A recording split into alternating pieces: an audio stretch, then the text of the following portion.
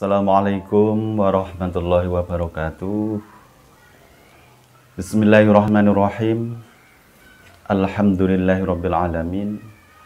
Wassalatu wassalamu ala sayyidina Muhammadin wa ala alihi wa sahbihi ajma'in. Amma ba'du. Di tangan saya ini ada sebuah kitab yang berjudul Subulus Salam Al-Musilati ila Bulughil Maram, karangan Muhammad bin Ismail Al-Amir As-Sun'ai. Saya baca pada halaman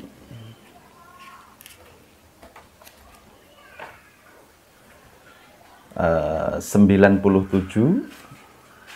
pada bab Kitabul At'imati.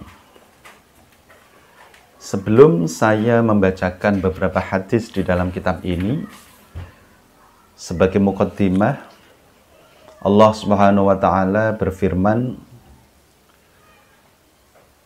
"Hurrimat 'alaikumul maitatu wad-damu wa lahmul khinziri wa ma uhilla li ghairillahi bihi wal munkhaniqatu wal mauqudhatu wal mutaraddiyatu wan natihatu wa ma akalas sab'u illa ma dhakkaitum wa ma dhubiha 'alan nusub." Saya artikan, diharamkan bagi kalian semua al-maitatu, bangkai. Bangkai apa saja diharamkan untuk dimakan manusia, kecuali bangkai belalang dan ikan laut. Waddamu, darah.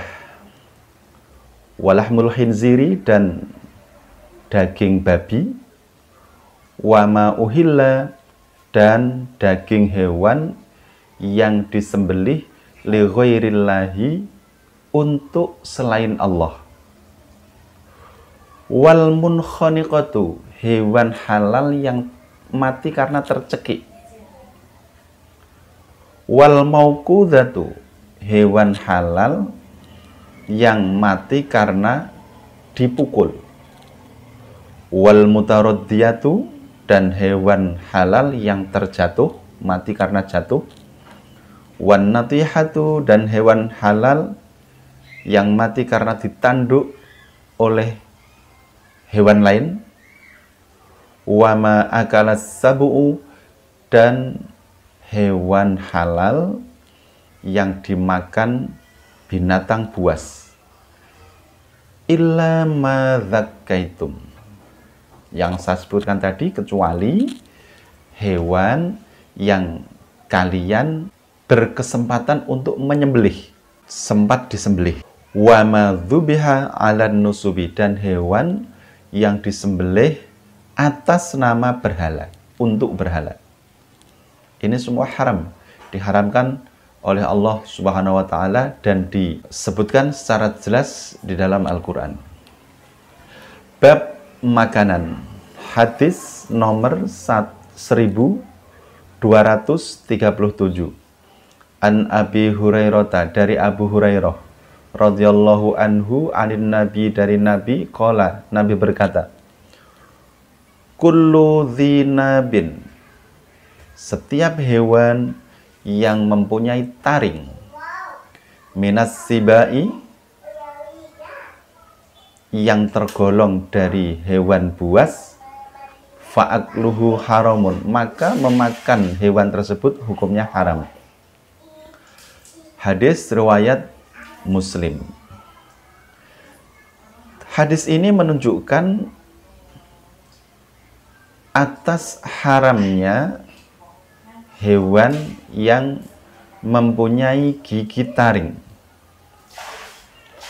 Min sibail hayawanat, hewan-hewan buas yang mempunyai gigi taring.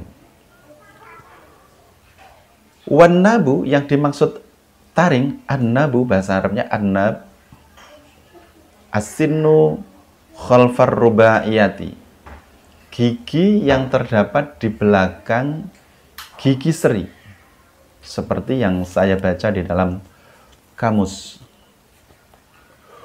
Wassabu'u, yang dimaksud binatang buas di dalam kitab Subulus Salam ini, huwa al-muftarisu minal hayawani. Yang dimaksud al-muftaris, bentuk masdarnya iftiros, pakai sin, bukan shin, sin. Hewan yang mempunyai naluri untuk memburu.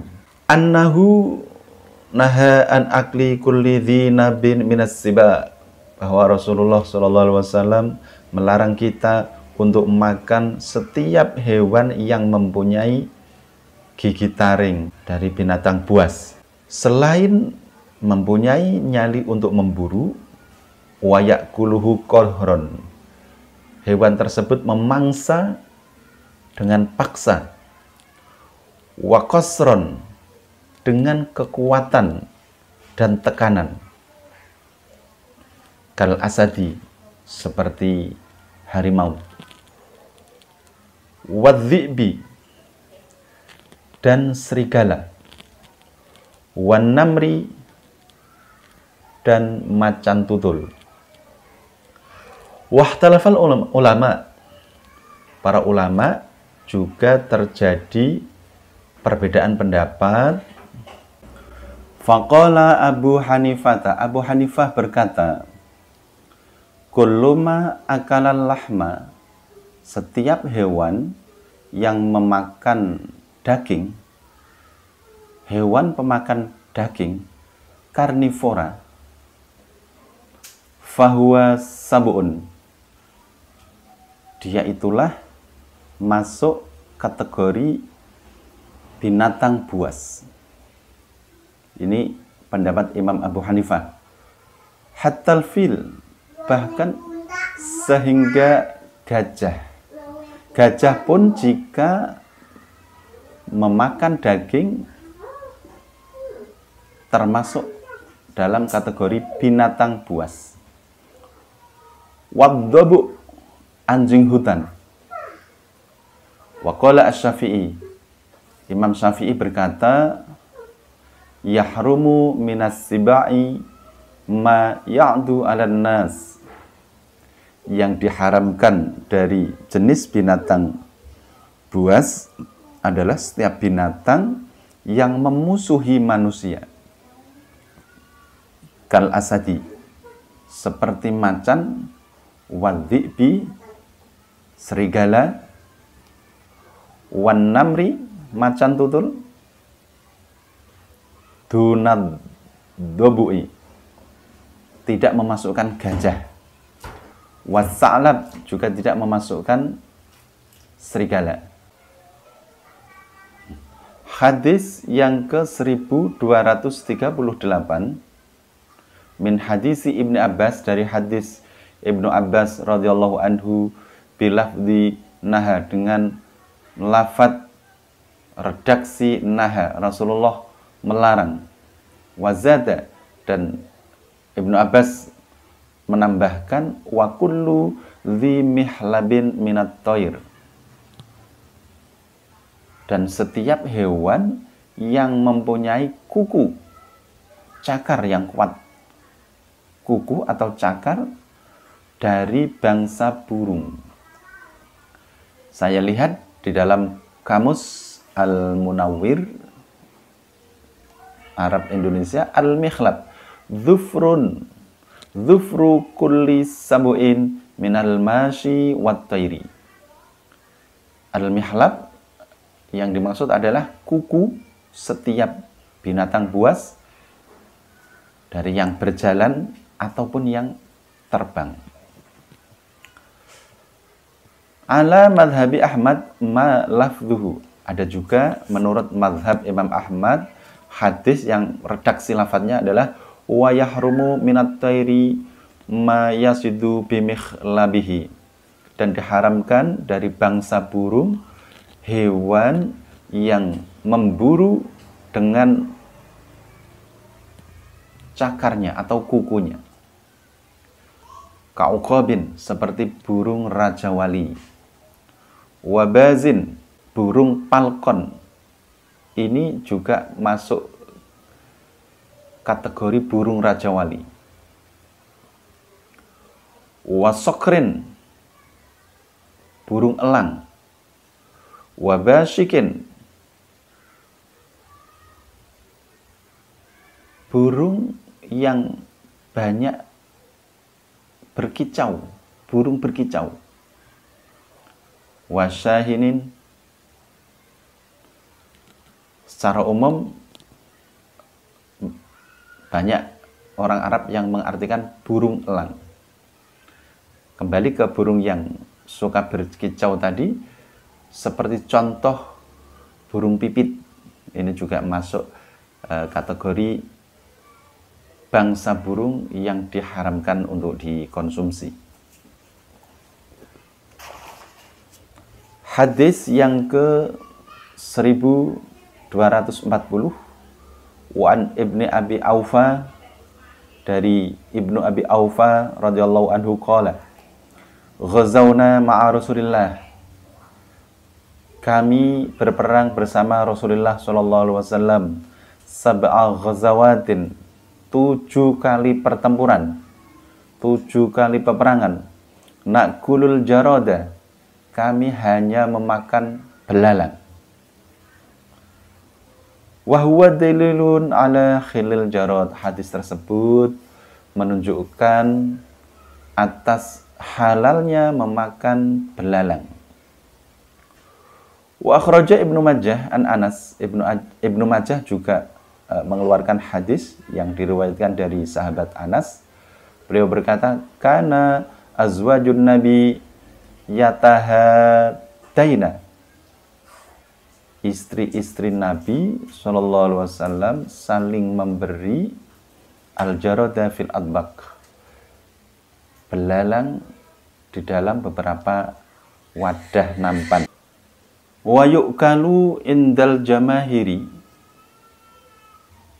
dan belalang boleh dimakan menurut pendapat kebanyakan ulama ala kulli hal,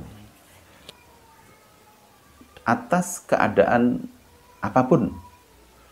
Walau mata bighairi sababin, walaupun belalang tersebut mati tanpa sebab. Karena ada satu hadis, ukhillalana maitatani, dihalalkan bagi kami 2 bangkai, wadamani, dan 2 darah. As-samaku, 1 ikan laut, wal jarotu, dan belalang. Berikutnya hadis nomor 1241, wa an Anas radhiyallahu anhu fi qissatil arnab, dari Anas radhiyallahu anhu di dalam cerita kelinci. Qala fadhabahaha,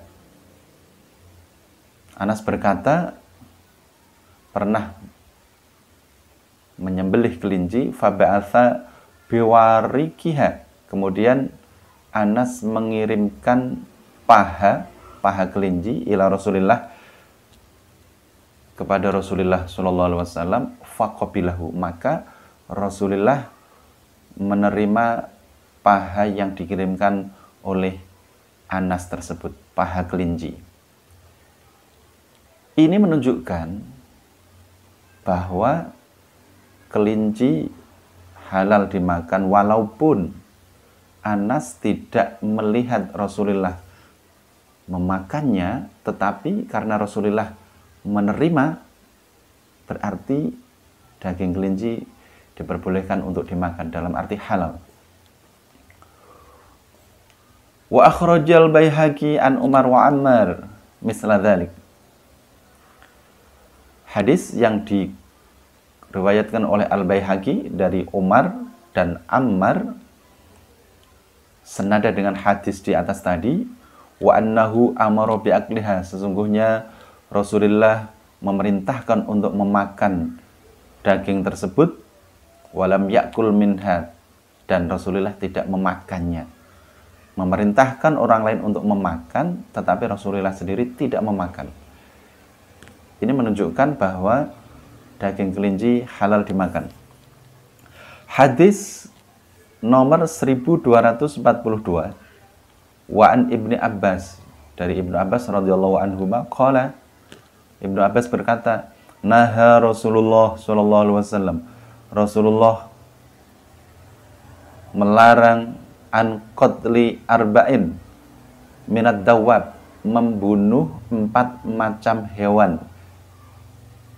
An-namlati, semut, wan nahlati, tawon, wal hudhud, burung hudhud, was suradi, burung suradi. Karena Rasulullah melarang untuk membunuh keempat hewan tersebut, itu berarti keempat hewan tersebut haram dimakan. Bagaimana kita akan memakannya? Membunuh saja tidak boleh, dalam arti tidak boleh disembelih. Wa fihi dalilun ala tahrimi qatli ma dzukira. Di dalam hadis tersebut ada petunjuk atas haramnya hewan yang tersebut di dalam hadis.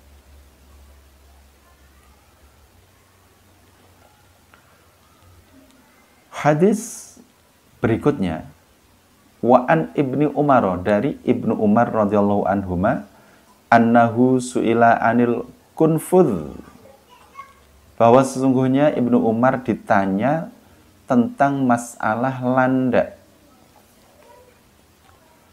Beliau berkata, sami'tu Abu Hurairah yaqulu, Abu Hurairah berkata, saya mendengar Abu Hurairah berkata, dzukira indan Nabi, landak disebut-sebut di hadapan Nabi. Faqala, maka Nabi berkata, innaha khabisatun, sesungguhnya landak itu hewan yang menjijikkan, minal khabaisi, dari golongan hewan-hewan yang menjijikkan. Karena jawaban Rasulullah, innaha khabisatun, menjijikkan, maka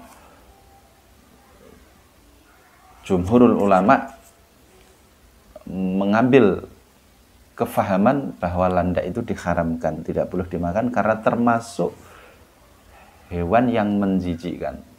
Wa qala Rafi'i fil kunfudhi wajhani. Adapun Imam Rafi'i berpendapat masalah landak ini ada 2 pendapat, ada 2 wajah. Ahaduhuma annahu yahrumu, yang pertama landak itu haram. Senada dengan Imam Ar-Rafi'i, qala Abu Hanifah wa Ahmad. Abu Hanifah dan Ahmad juga sependapat dengan Imam Ar-Rafi'i, melihat apa yang ada redaksi di dalam hadis, annahu minal khabaisi, bahwa sesungguhnya landak itu termasuk golongan hewan-hewan yang menjijikkan atau kotor. Wa dhahaba Malikun wa Ibnu Abi Laila, sedangkan Imam Malik, ini gurunya Imam Syafi'i. Gurunya Imam Syafi'i, Imam Malik, wa Ibnu Abi Laila, dan Imam Ibnu Laila, ila annahu halalun, memilih untuk berpendapat bahwa landak halal. Hadis 1245, wa an Ibnu Umar radhiyallahu anhuma qala, naha Rasulullah melarang an jallalati, memakan hewan, sebenarnya ini hewan yang halal dimakan dagingnya, akan tetapi hewan tersebut mempunyai kebiasaan memakan makanan-makanan yang najis, seperti kotoran manusia dimakan, dan barang najis lainnya, Rasulullah melarang untuk memakannya. Wa albaniha, juga melarang untuk meminum susunya.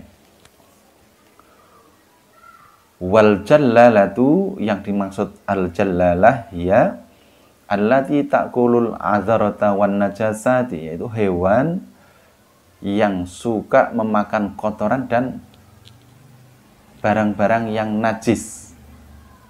Sawaun kanat, baik itu minal ibil onta, awil bakori atau sapi, awil ghanami atau kambing, awil dujajati atau ayam. Wal hadisu dalilun ala tahrimil jallalati wa albaniha. Hadis tersebut menunjukkan bahwa hewan-hewan yang suka memakan benda-benda najis tidak boleh dimakan dagingnya, juga tidak boleh diminum air susunya.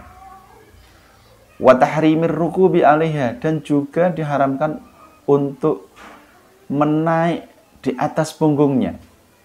Tidak dijadikan sebagai alat transportasi.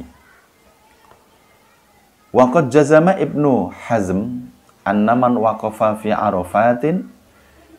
Ibnu Hazm mantap berpendapat bahwa seseorang yang wukuf di Arafah raqiban ala jallalatin, dengan menaiki hewan yang terbiasa memakan barang najis, la yasihhu hajjuhu, maka hajinya tidak sah. Ini menurut pendapat Ibnu Hazm. Wa qala Al-Khattabi, Imam Al-Khattabi mengatakan karihahu Ahmadu, Imam Ahmad memakruhkan. Wa ashabur ra'yi, berikut orang-orang yang mempunyai ide-ide, mempunyai pendapat.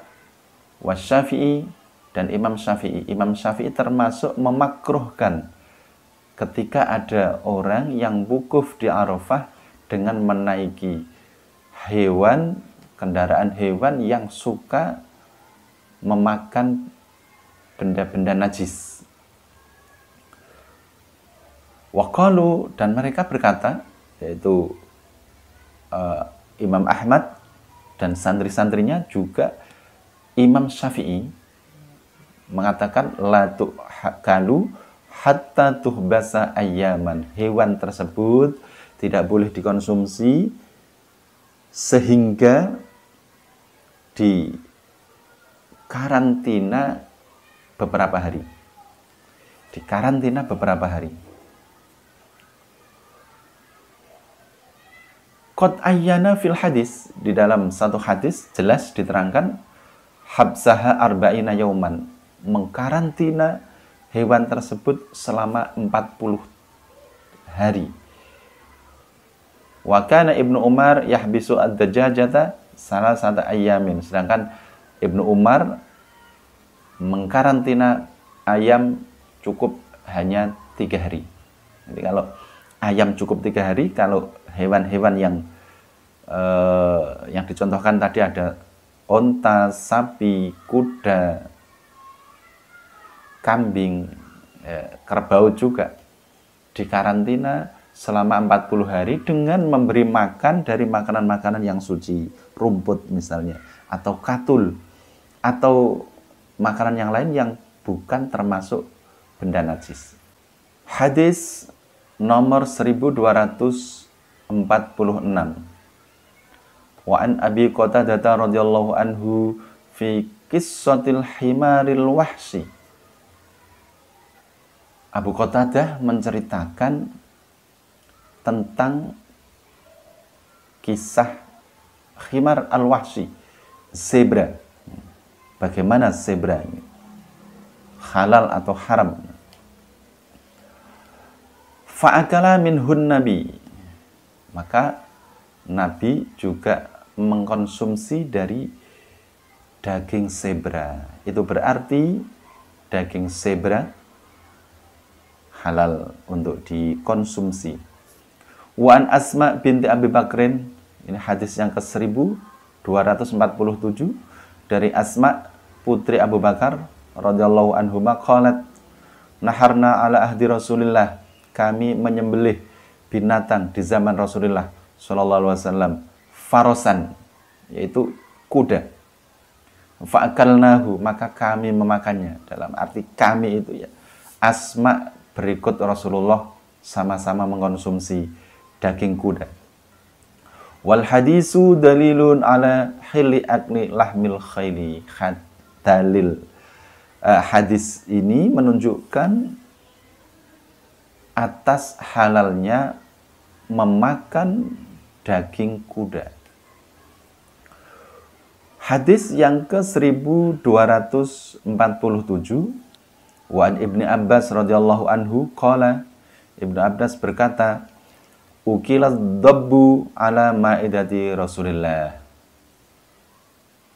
telah dimakan seekor biawak pada tempat makan Rasulullah sallallahu alaihi wasallam. Fihi dalilun ala hilli aklid dab. Di dalam hadis tersebut ada dalil halalnya memakan daging biawak. Akhrajahu Muslimun annahu qala, Imam Muslim juga meriwayatkan, mengeluarkan sebuah hadis, kuluhu fa innahu halalun. Rasulullah berkata, makanlah biawak itu fa innahu halal, karena biawak itu halal. Walakinnahu laisa min ta'ami, akan tetapi biawak tidak termasuk makanan yang biasa kami makan. Jadi Rasulullah tidak memakan daging biawak, tapi beliau memerintahkan untuk memakan kepada orang lain, kepada sahabat-sahabatnya. Ini menunjukkan bahwa daging biawak halal. Berikutnya hadis yang ke-1249, wa an Abdurrahman bin Utsman al-Qurashi radhiyallahu anhu, anna tabiban, bahwa sesungguhnya seorang dokter di zaman Rasulullah, sa'ala Rasulullah, bertanya kepada Rasulullah sallallahu alaihi wasallam, an difda'i, tentang kata yaj'aluha fi dawain, yang ia jadikan sebagai obat. Fanaha an qatliha, maka Rasulullah melarang untuk mematikannya. Rasulullah melarang untuk membunuh kata. Karena dilarang untuk dimatikan, dilarang untuk dibunuh, dilarang untuk disembelih, secara otomatis hewan tersebut, kata tersebut diharamkan, tidak boleh dikonsumsi. Termasuk binatang amfibi, binatang yang bisa hidup di dua alam, di darat dan di air. Ini juga termasuk diharamkan oleh syariat agama Islam. Wa an Anas, dari sahabat Anas, beliau mengatakan la taqtulud dhafadi, mengatakan bahwa Rasulullah berkata, janganlah kalian membunuh kata-kata. Kata-kata ini tidak boleh dibunuh, tidak boleh dimatikan, biarkan saja hidup. Fa innaha marrat ala nari Ibrahim, sesungguhnya kata-kata tersebut dahulu, ini memakai fi'il madhi yang kejadian sudah lewat, dahulu di masa Ibrahim, Nabi Ibrahim, kakek Rasulullah SAW, kata-kata tersebut lewat di atas api yang membakar Nabi Ibrahim. Faja'alat fi afwahi halma, maka mereka, kata-kata tersebut bergegas untuk menyimpan air di dalam mulut-mulut mereka, kata-kata tersebut. Wa kanat tarussuhu 'alan nar, dan mereka menyiramkan air yang ada di dalam mulutnya ke atas bara api. Ada keinginan untuk menolong Nabiullah Ibrahim alaihissalam. Maka kata tidak boleh dimatikan. Sekian pada bab makanan yang diharamkan. Semoga bermanfaat.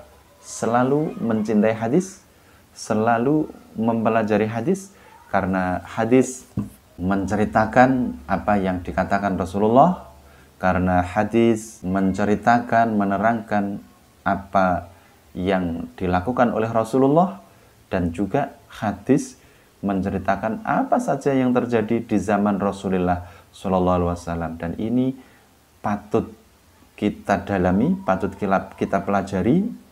Kehidupan kita sehari-hari bisa meniru seperti apa yang dilakukan oleh Rasulullah dan sahabat-sahabatnya kala itu. Semoga bermanfaat. Mohon maaf atas segala kekurangan. Assalamualaikum warahmatullahi wabarakatuh.